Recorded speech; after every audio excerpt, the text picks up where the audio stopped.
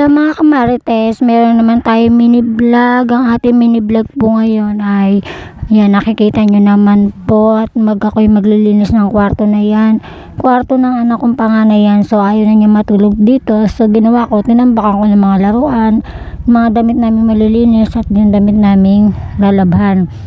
Yan nga po, at medyo inaanay na yung dingding ng kwarto ng panganay ko. So gagawin ko yan, lilinisin ko yan.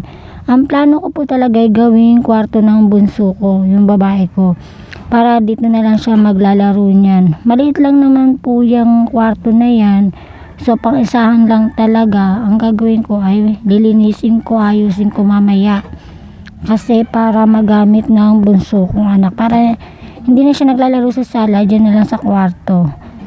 So mga gamit niya ilalagay ko dyan, tatanggalin ko yung ibang gamit dyan, at ayusin ko, lilinis ko, tatanggalin ko yung mga anay.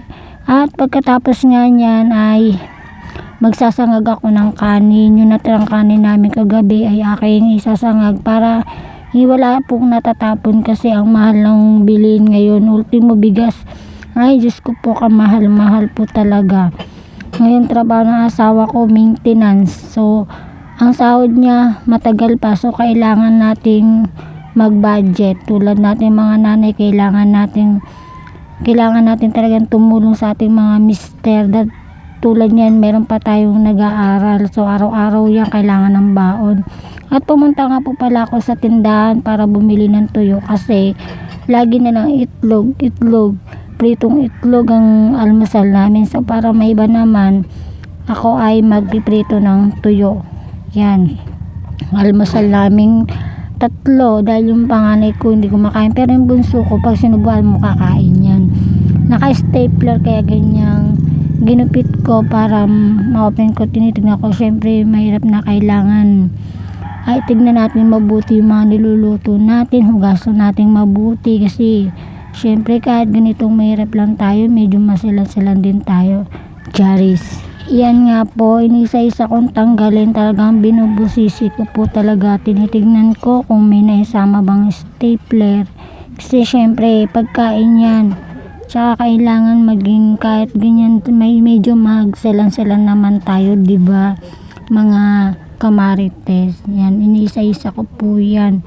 Kumahal na pala ng tuyo dati, 8 pesos o 5 piso lang yata sa pagkakatanda ko. Ngayon tignan nyo naman, Diyos ko, 10 piso isa, tas ilang piraso lang yung laman.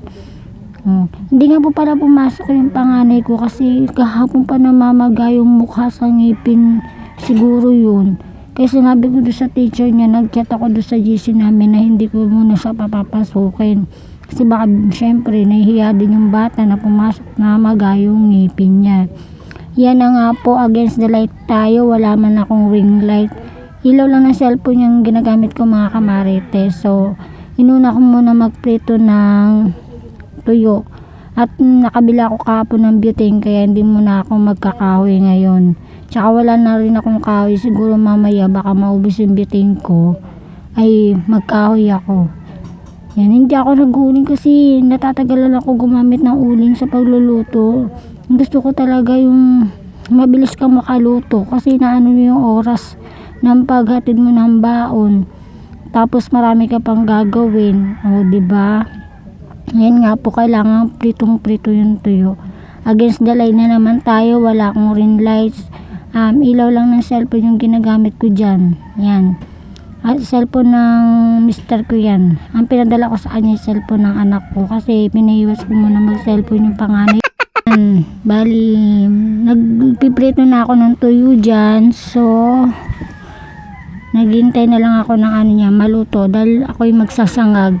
Hindi ko nga natapos yung pagsasangag dyan, kasi yung bunso ko ay niya magpalinis sa mama ko, so yung mama ko nag-continue magsangag ng kanin, kasi nga ayaw niya po talagang, ewan ko ba doon sa batang yun, syempre babae siguro, ganyan lang talaga yung baby ko, na ayaw nagpapalinis sa mama ko, gusto niya laging ako. Kahit may ginagawa ko mga kamarites, ako talaga naglilinis sa anak ko, dahil ayaw niya talaga nagpapalinis sa iba, kahit sa mama ko ayaw niya, gusto niya ako. Kaya yung trabaho ko na iiwanan ko, Siyempre baby, kailangan natin unahin yan, o, diba? Dahil ayaw naman natin magka-rashes yung bata. Mahirap magka-rashes at kawawa naman ang bata. So, hanggang dito na lang. Salamat sa panonood.